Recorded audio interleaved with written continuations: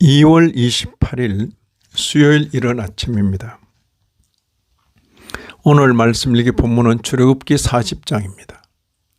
본문을 다음 세 단락으로 나눌 수 있겠습니다.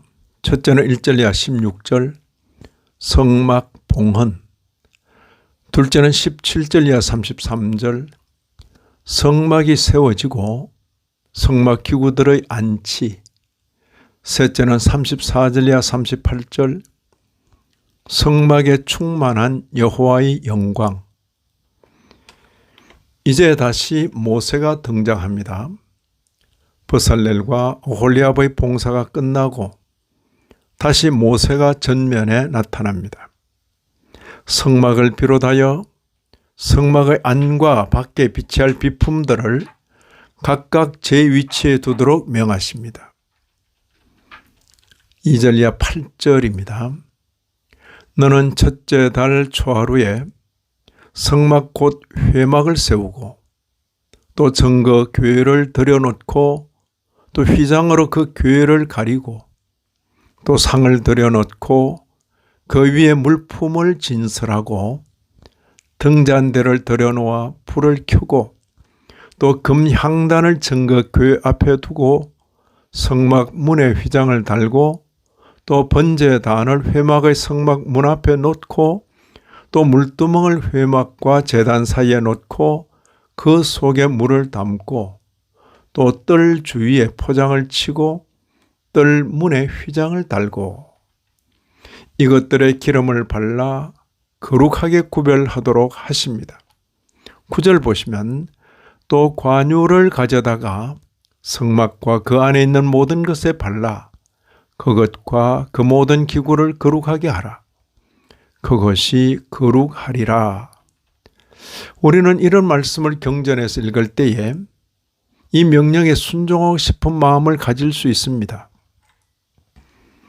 성경을 읽고 성경에서 주어지는 명령에 단순하게 순종하고자 하는 마음은 귀하게 보입니다. 하지만 오늘날 그 명령대로 문자대로 행하게 되면 시대착오와 대상착오에 빠지게 되어 무지에 근거한 배교 행위가 될 수 있습니다.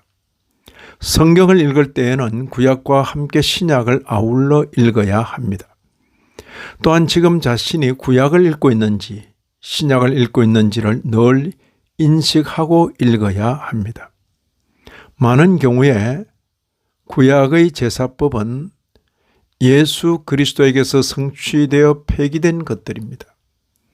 오늘날 신약교회 성도들이 이런 대목을 읽고 그대로 시행하고자 하는 것은 미혹에 불과합니다. 오늘 본문은 신약의 다음과 같은 말씀의 빛 아래서 읽고 적용하여야 합니다. 신약 성경 히브리서 9장 23절을 보시면 그러므로 하늘에 있는 것들의 모형은 이런 것들로서 정결하게 할 필요가 있었으나 하늘에 있는 그것들은 이런 것들보다 더 좋은 제물로 할지니라. 하늘에 있는 것들의 모형, 하늘에 있는 그것들 이렇게 표현하고 있습니다. 그렇습니다. 성경을 읽는 자들은 구약에서 신약으로 넘어올 때에 경륜의 시대가 달라졌다는 것을 반드시 인지하여야 합니다. 이런 인식이 없으면 경전을 평면적으로 읽게 되어 자신은 성경대로 한다고 하나 심각한 시대착오에 빠져서 스스로 미혹되고 남들을 미혹하게 됩니다.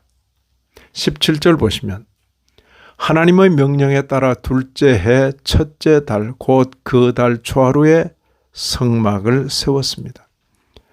모세에 의해 실현된 것들이 명령하신 대로 되었다고 거듭 밝히고 있습니다. 이 같은 표현이 40장에 무려 8번이나 반복됩니다. 명령하신 대로.